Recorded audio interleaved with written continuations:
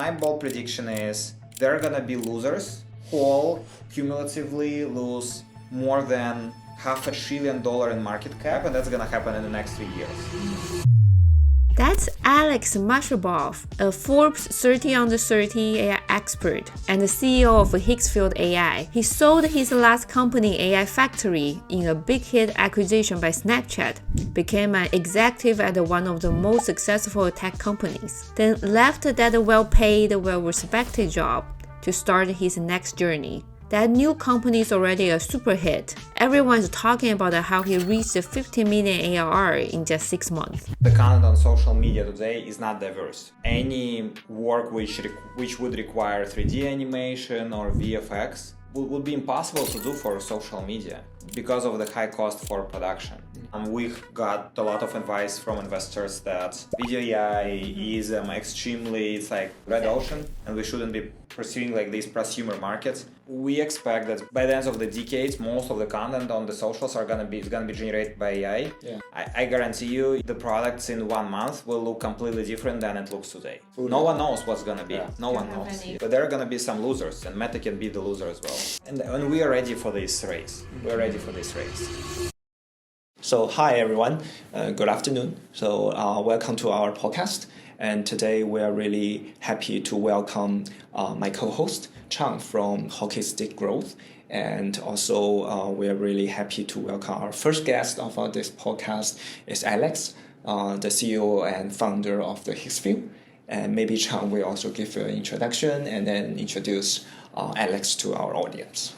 Yeah, so I know that you have a very successful career and journey so far, and your last company, AI Factory, was a big hit, and it took a successful acquired by Snapchat, and you become a executive at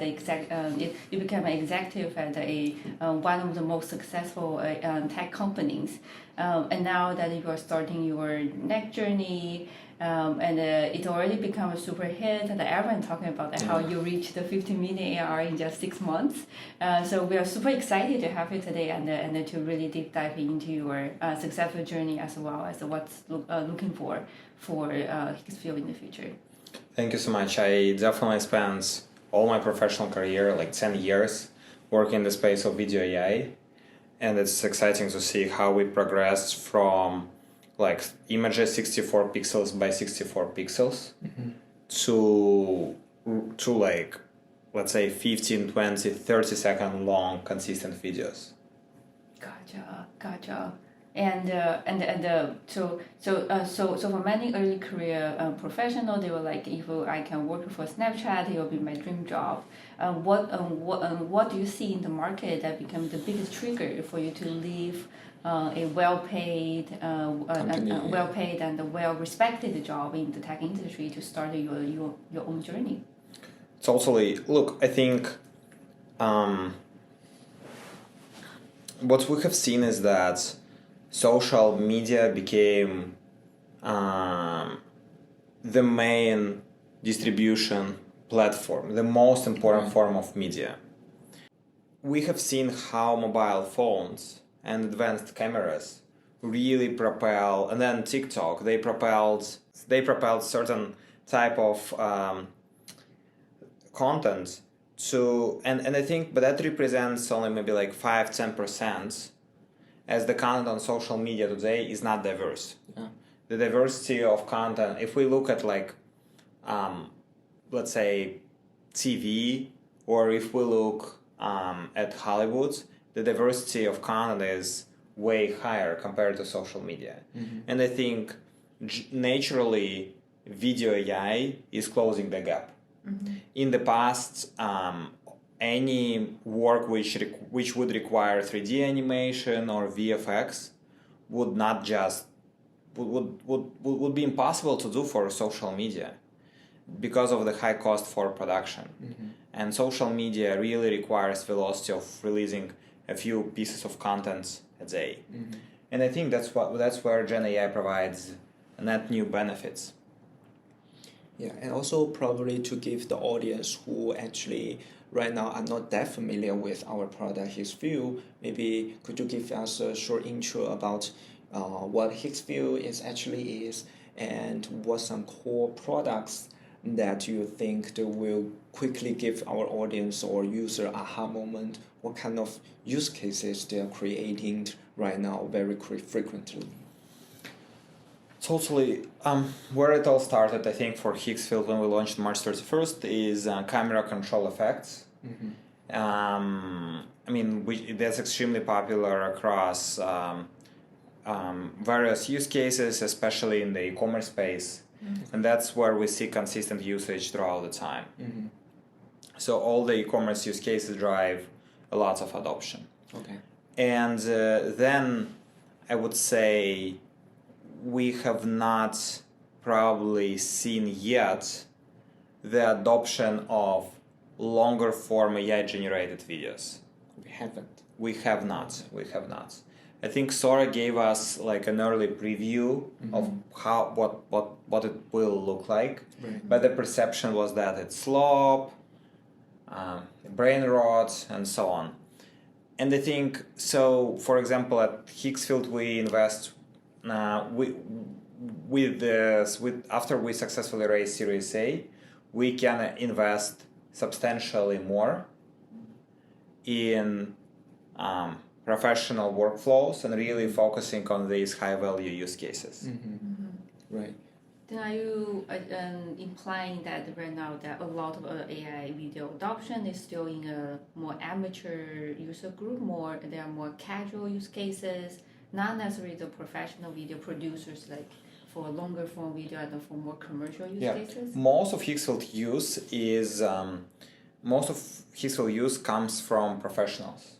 Okay. Way over 60% based on like our user survey. And I think what's interesting to me, but I think all these people, they are interested in video AI, and Higgsfield is probably the easiest platform to access all those various models. And it really, and as the number of people who are interested in video AI exponentially grows, we expect to see the same growth for Higgsfield as well as we ride the wave. But that's only one part of the story. I think the second part of the story is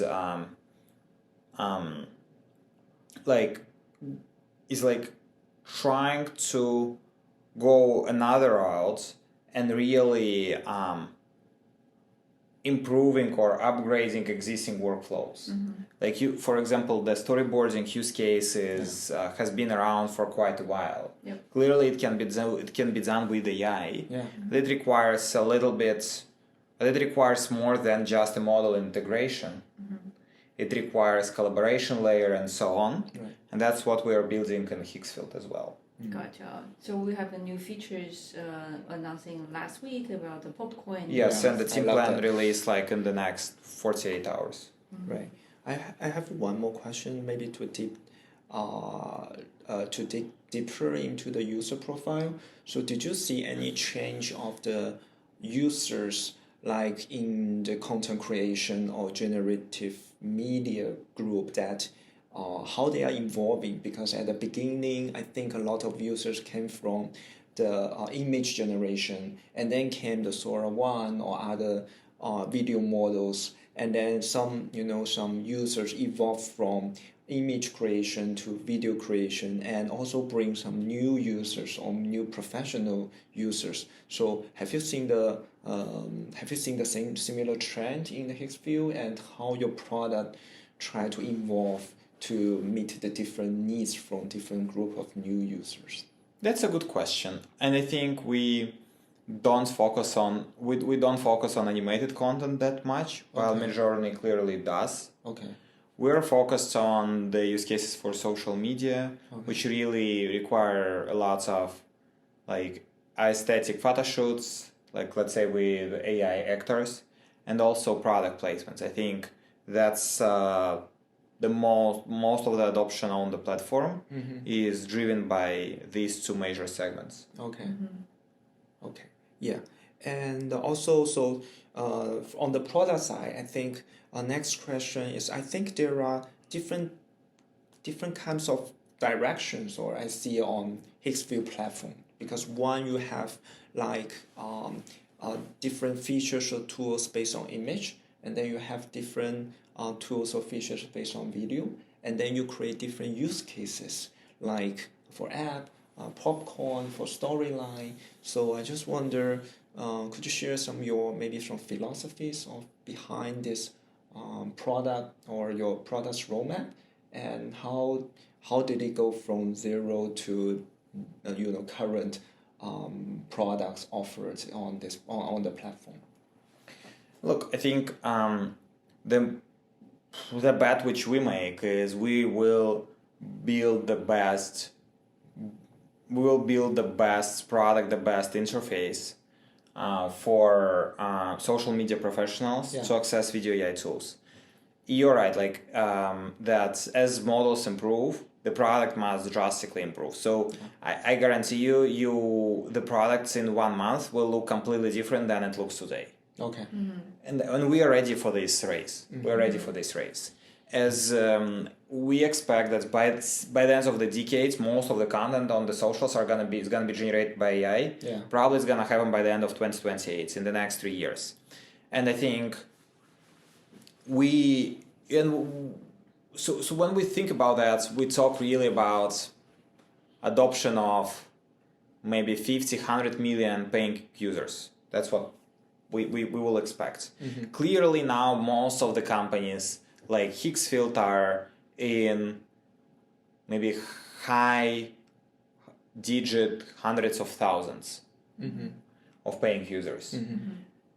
It is still 2 magnitudes, 3 magnitudes lower than it will be. Yeah. So clearly today we are going through early adoption stage, and we do believe that by the end of the next year there are going to be 1 or 2 major use cases which will be considered 1-2 major marketing use cases which will be considered to be fully covered by AI. For example, in LLM, everyone is talking that customer support is being replaced by AI, by LLMs. Yeah, and I think the same, we're going to see at least 1 use case next year. A killer use case. Yeah, killer use case. No one knows what's going to be. No one knows. Do you have any predictions? Look, I think what we see, I can only transparently say that the product placement e-commerce is definitely a big one. Yeah. Yep. But I think the structure of the e-commerce market is also not balanced, meaning that there are large marketplaces which impose their own agenda, but and they have a lot of control. But also there are all these smaller direct-to-consumer brands. Think about creative teams of 3-6 people who use Higgsfield today. Right. And when this adoption happens, I think it's important to also acknowledge that there is a major part of the market which is programmatic. Yep. So many companies like TikTok, Meta, Google, they're all built on the programmatic advertisements. Yeah. The algorithm. Yes, so it's really high margin business. So I think the most interesting, the most profound application of video AI and social media is actually going to touch all these ad tech platforms. Yeah.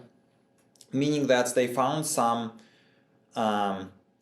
equilibrium where, let's say, the user experience or on Instagram is good enough, meaning that we see ad every maybe 8 or every 10 videos we watch ads. Yeah.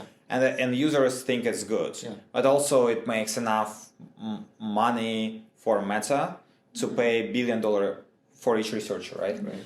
And I think, but at some point with Gen AI, equilibrium is gonna look different. So there are gonna be winners, and likely Google and ByteDance are gonna be winners, but there are gonna be some losers, and Meta can be the loser as well. Okay. Yeah. That's very bold prediction. Okay. Yeah, I would That's say. a bold.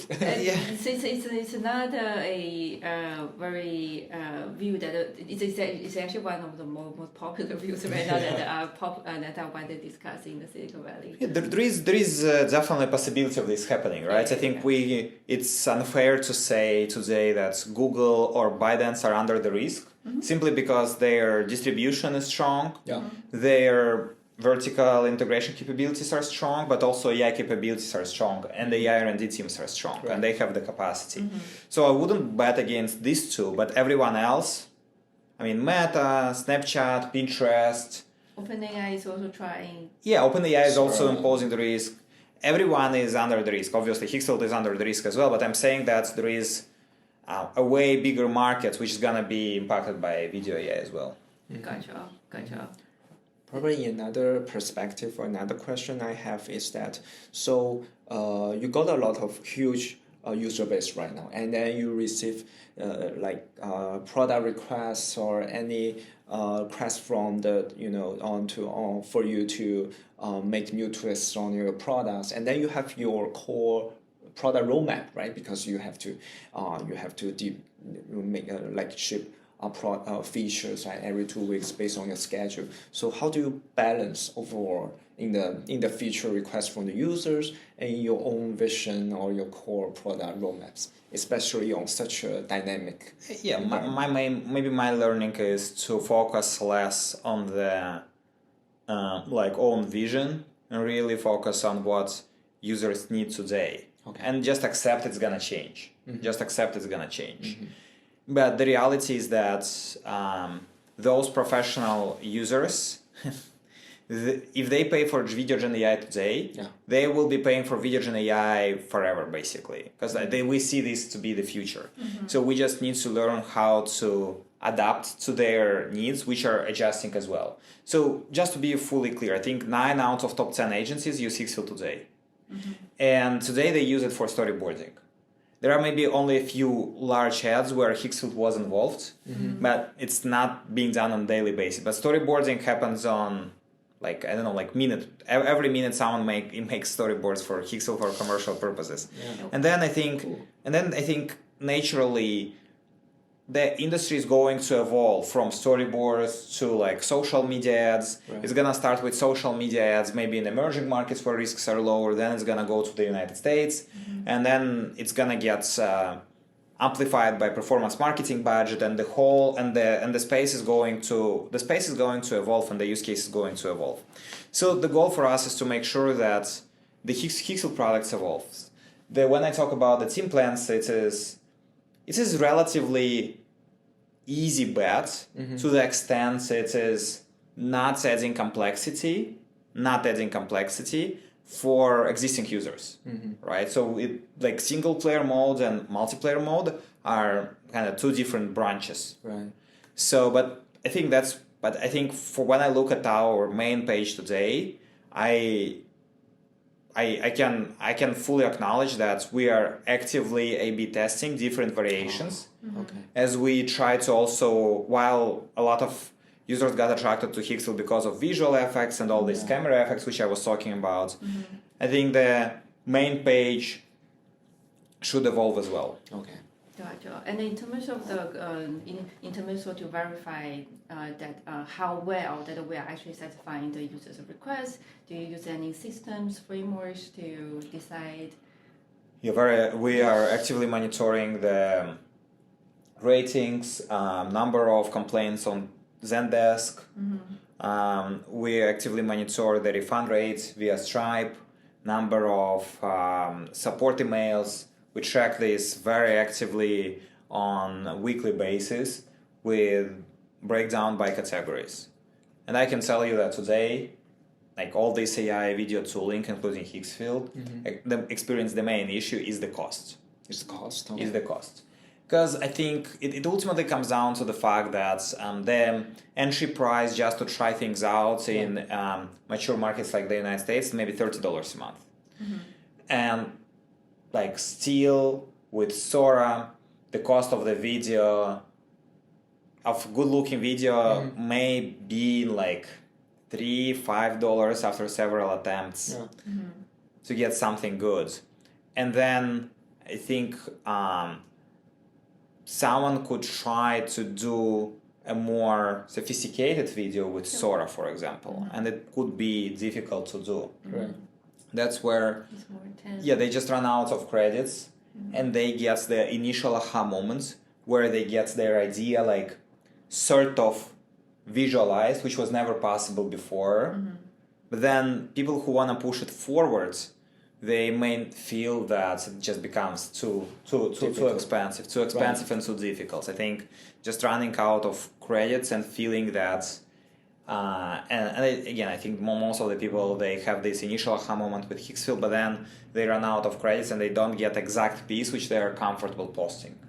So improving the quality and investing more into the R&D and the post-training to get more predictable outputs, I think that's a top priority. Continuity of the video, the content. Right. I probably have one more question on the product, because Chang and I actually we discussed that you mentioned a lot about the short drama in your previous podcast, and then you have really a forward-looking view on how this type of content evolved especially in these recent years. So does that actually contribute to your decision or vision in our product roadmap, or especially like popcorn, you have storyline, I think when it gets longer, and then probably everyone can create a short drama. We are not going to go after the short drama markets, but I learned a lot and happy to share that. So clearly over the last century, the most popular type of content which is consumed are dramas. Dramas on TV, books, and it was a huge gap 10 years ago that no one did dramas for the phone. And that trend started from China. Now this market is over $10 billion globally, and it grew over 10 times. And it was less than $1 billion, I think 5 years ago it was less than $1 billion. So it grew very, very really quickly. Quick. And I think so when I look and when you go to airports here in the United States, most of the books are gonna be like drama related. You go to Kazakhstan, the same story. It's sort of the type of content which goes really well throughout the world and which can be monetized really well.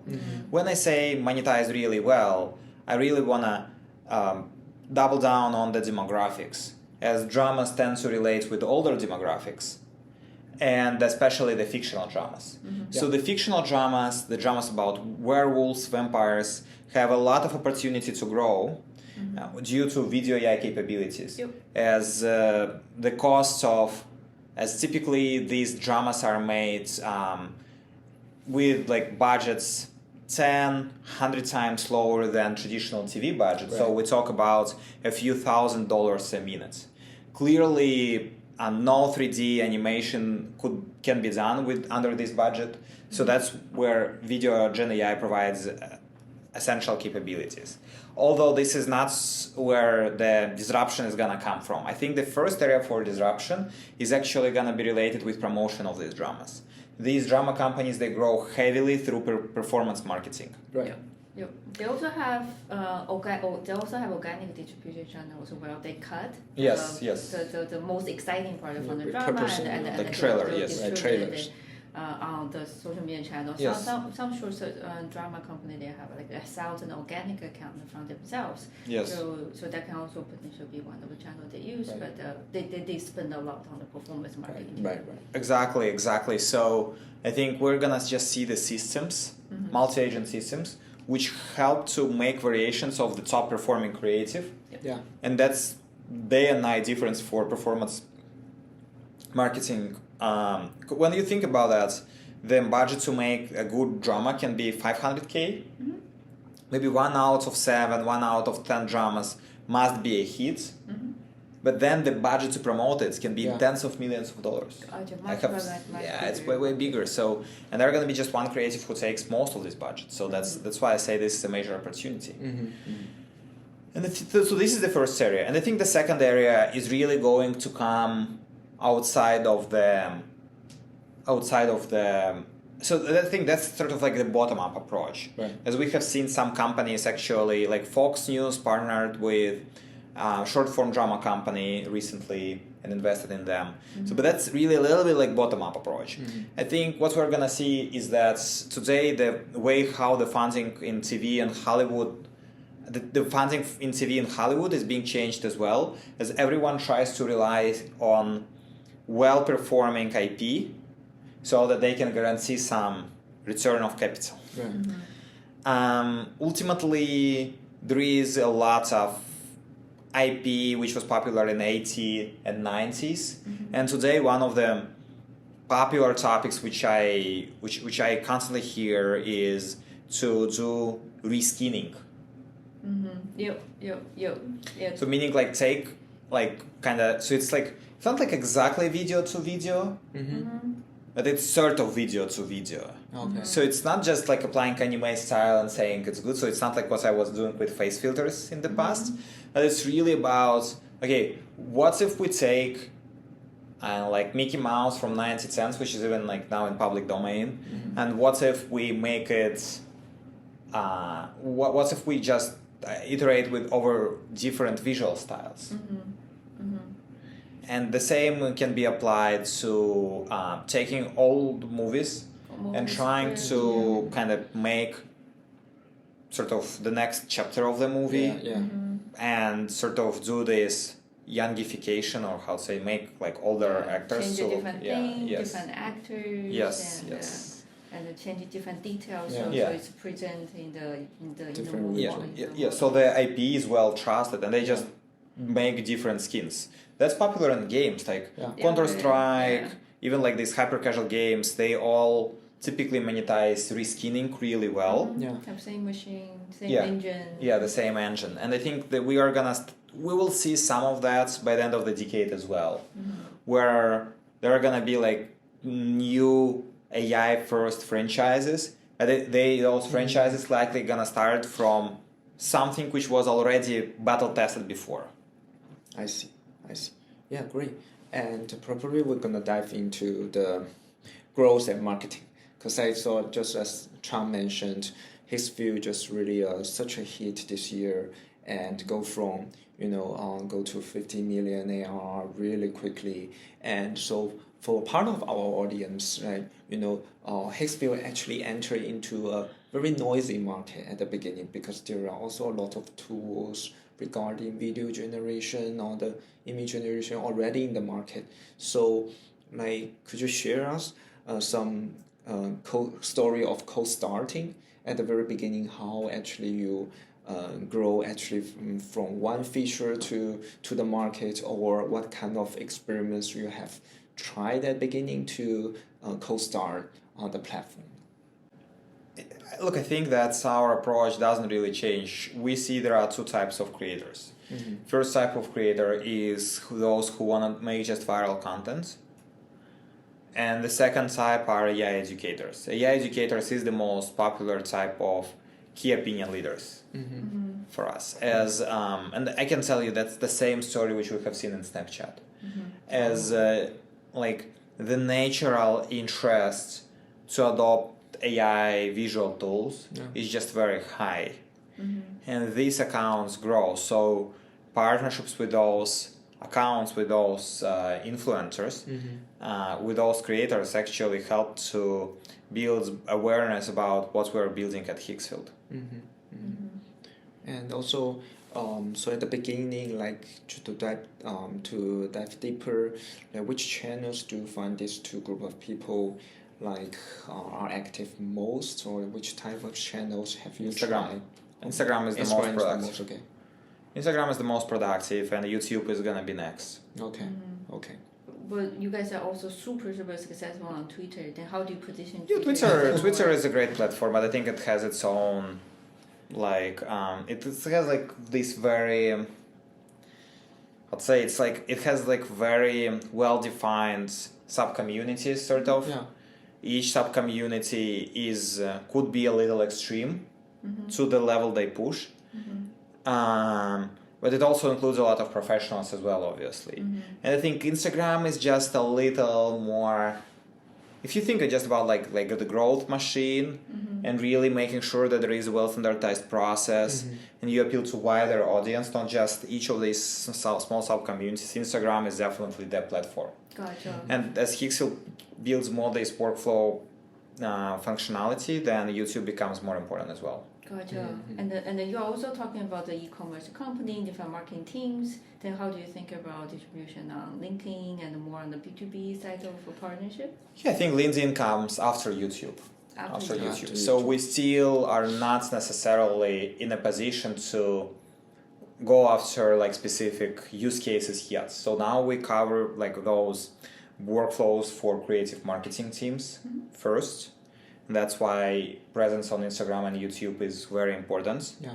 And as we feel that the technology is mature, that hopefully platform is mature as well, then focusing on specific use cases is going to be important. Gotcha. So from the very beginning that you're more targeting to have a really broad, appealing type of brand campaigns, so that the early adopter for the AI technology, especially Yes. the AI video technology, will get familiar with our brand and Yes. because their nature, that Yes. they will be a lot easier to start to adopt before we started to have more verticalized operation to Yes. targeting very specific use cases Yeah. and marketing. Exactly, because when we talk about more like it becomes more and more verticalized like every month.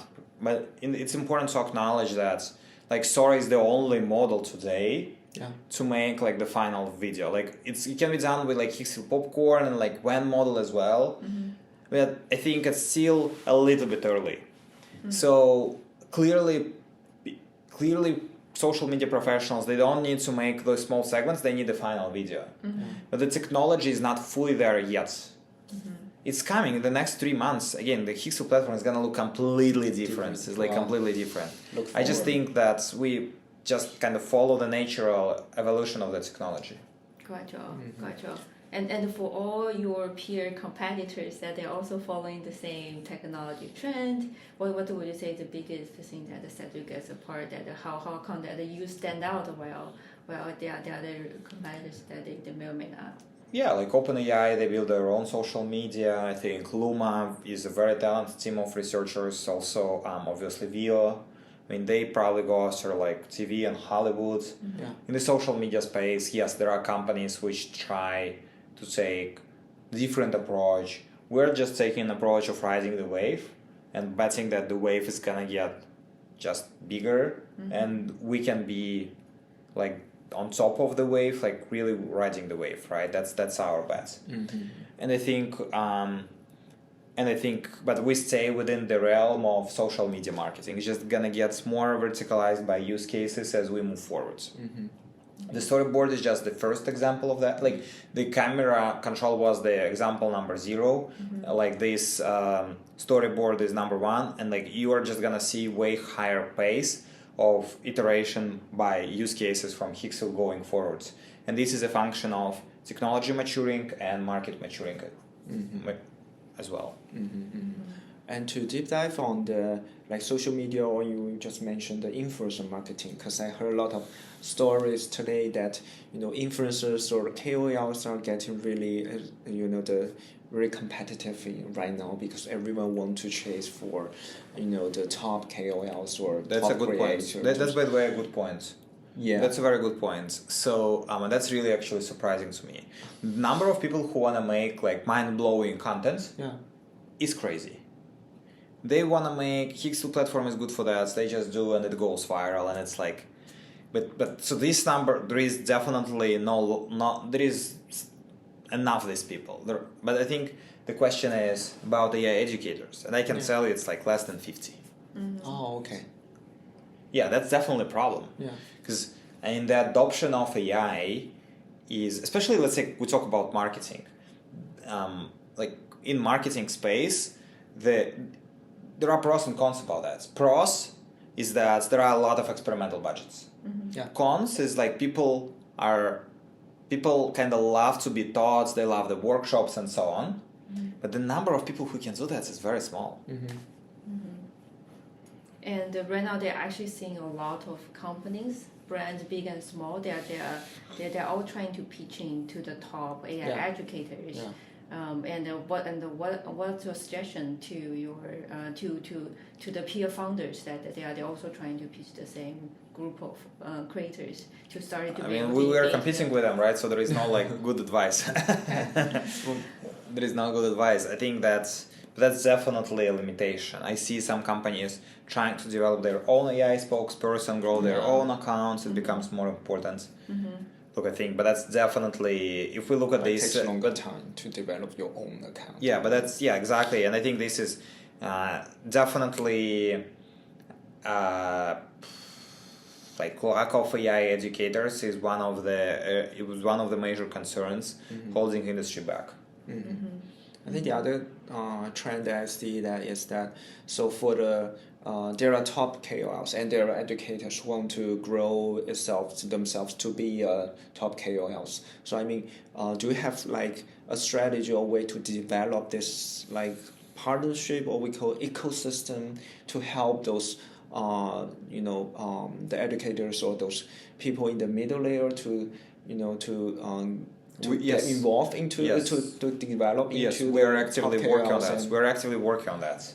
It's just difficult for us to engage like maybe like let's say 2,000 of creators whom we kind of closely work with. It's just difficult to kind of fully operationalize the process. yeah.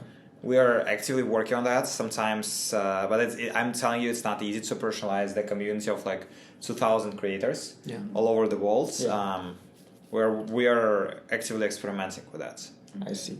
Probably another question is, so could you share maybe some metrics that how you actually evaluate the performance of those influencers, or like especially today in such a noisy market, like what kind of metric do you think is still very important in terms of evaluate their performance or like to continue the partnership with the... Yeah, that's a good point. I think you always want to measure the performance of posts over the time, your post versus competitors' post, and so on.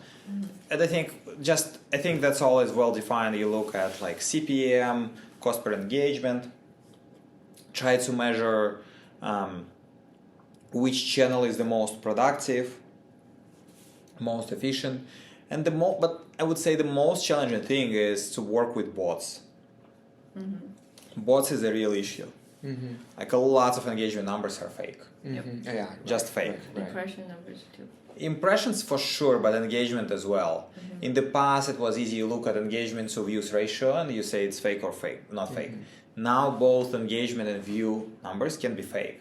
And that's, by the way, is the major problem for the whole industry. I think that's way bigger problem than Higgsfield.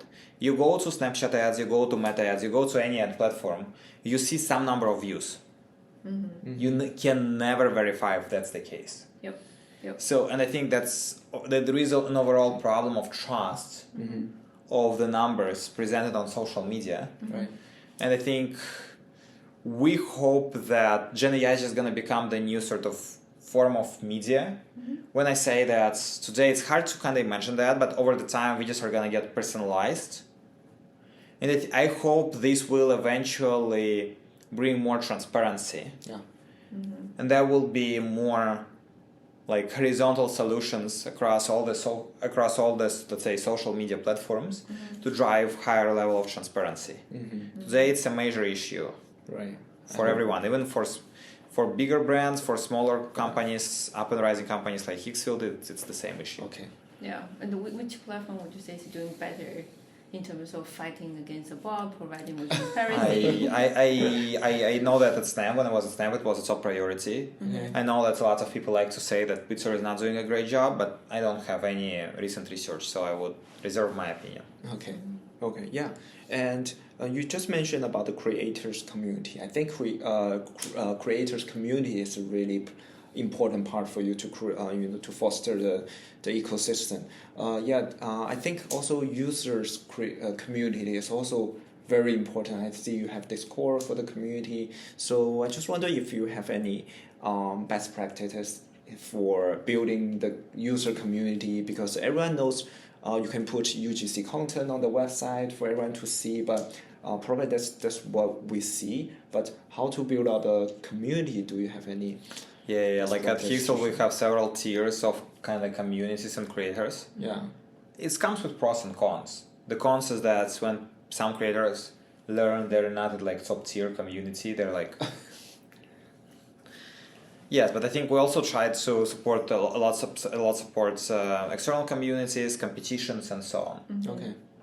Okay. I think it's because I think to that point it's like trying to maybe upgrade like amateur creators to like middle level creators, and incentivize them to make a good looking AI generated video, which may actually inspire others to try video AI. I think there is still, and being like AI educator, I think is the best job today. And then we are seeing that there are kind of new professionals, probably called like video AI video, tutor or mentor on the internet right now. They're just making different kinds, using different kind of tools to make videos and also tutorials or workshops. For the people who want to quickly learn the AI tools. Yeah, the first time that I got to learn about Higgsfield is actually through a creator. The creator has a portfolio on Higgsfield, and when we were actually looking for UGC creators, and that creator actually sent over the Higgsfield portfolio saying, "Hey, these are all the AI videos that I generated." Yes. So in terms of user community, do you see it more as a way to engage creators, existing users, or you also see it as a different way to grow and expand? I think that's the most difficult thing is like how you operationalize the build a fair process for a few thousand people. I think that's just difficult. Right. As creator, especially when it's public, it like unfair, let's say, treatments or evaluation can really spark a lot of controversy. I think this it's a little bit niche. It's still a little bit niche community. Okay. Gotcha. And among all the go-to-market channels, and they talk a lot about creator marketing, and then we also touch a little bit on the user community. Are there any other channels that you prioritize at the moment? Just getting as much educational materials out as possible. Gotcha.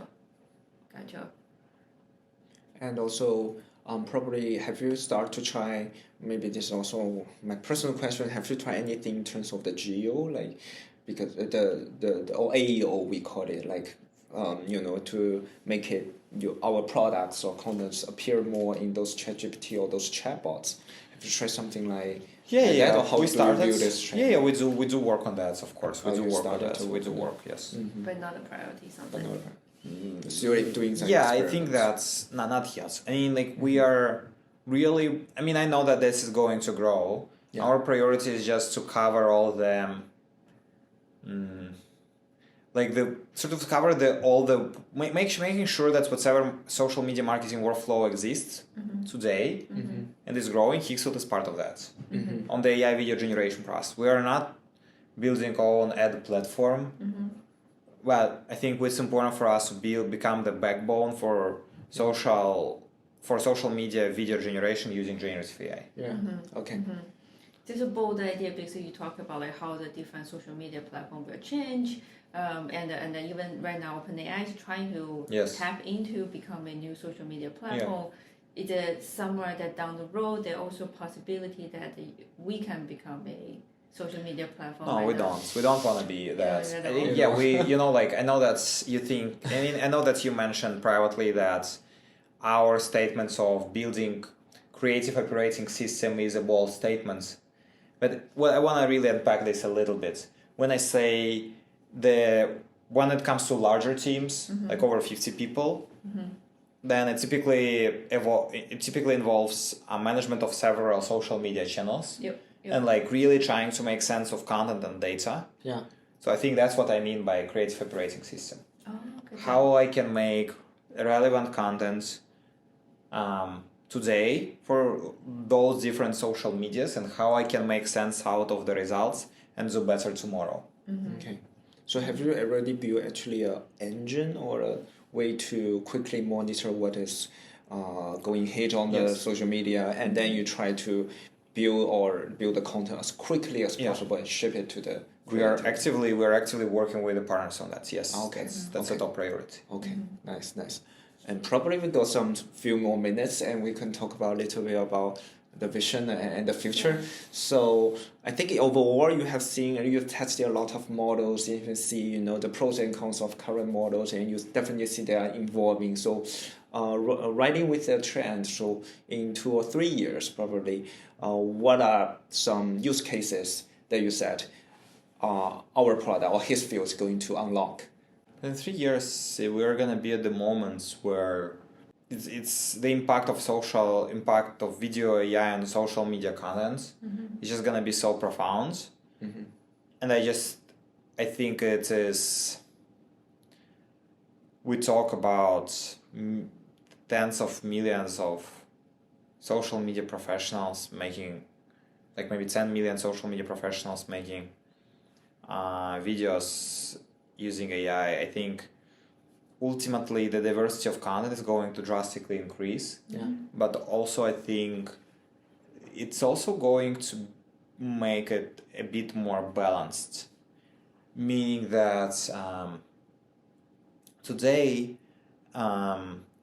you will not. I can tell you like just a funny story. So one of the companies, Higgsfield clients, they use Higgsfield to make UGC ads for a wellness product, targeting people in their 50 and 60. Okay. It's almost impossible for them to find the creator on TikTok Marketplace. Oh yes. Yeah, who's Yeah. gonna represent the brand. So unlock a lot of like really marketing opportunities for their products. Yeah. Yeah, and they just say, look, and also I think like all this Barbie stereotype of marketing doesn't work for like these wellness products. It kind of needs to show the transformation, right? Marketers need to show the transformation. So I think that's just one example. And I think today we are not fully, I mean, it's difficult just for us to scope because social media became it's like we live in this attention economy. It became the most important form of media, and it's going to be drastically transformed. Yeah. I hope that it leads to higher level of diversity. We saw that slop content, brain rots, like let's say these animated contents, which people are pushing from Sora is just one of the examples, but there are going to be much more than that. Slop is just the easiest one. That's why we see it the first. Okay. And also probably we just see also the film industry or maybe the movie industry. We just see some disruptions or being disrupted in the next 2 or 3 years, or there's still a long time? I'm not really focused on these markets. Okay. There are so many external forces, and I'm not sure. Obviously, I think when you think about like some types of the videos, and like let's say Sydney Sweeney ad, it's gonna remain. It's gonna stay there because it's because people wanna see Sydney. No AI can like make it like exactly pixel perfect. Right. So, and this video can be reused many times. It doesn't have the life cycle of just one day. Most of social media content has a life cycle of one day. Right. Yeah. So there are gonna be a place for like physical production of genuine content, original content, which has lifespan more than a day. Right. But that's gonna be just the premium part of the market, maybe like 10%, 20%. Right. Yeah. Yeah. Some people are gonna keep recording themselves. Of course, that's gonna be a substantial part of the market, but the rest of that is gonna be Gen AI. Right. Gotcha. I think you also talked about like the biggest issue in the AI generative video industry right now is about high cost. Yes. And I assume that a lot of cost will be just the cost for user models and in terms of that, in the next 3 years, is there any product direction that you want to optimize so that we can mitigate some of the cost-related issues? Of course, as these use cases mature, we are running a lot of post-training and optimization to make costs 10 times down.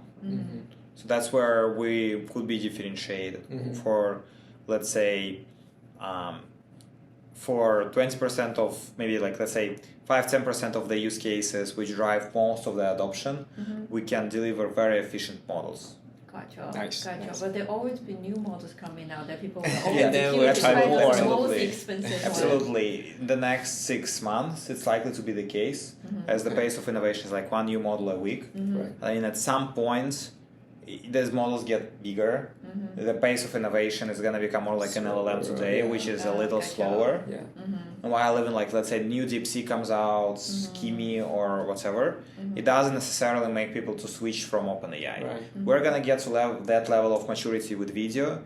Video probably is the most difficult domain. Yep. That's why it takes more time for industry to mature, and it's probably like 2 years behind the coding space. We're gonna get there as well. Agree. So maybe one prediction I hope you can make is that, because last week I read from the article that like they say AI articles takes just over past 50% of all the web articles contents now last week, I think. So in your prediction, how did the video content? The same true. At least half is gonna be AI generated in the next 3 years probably. Next 3 years, okay. Yes. That's a lot.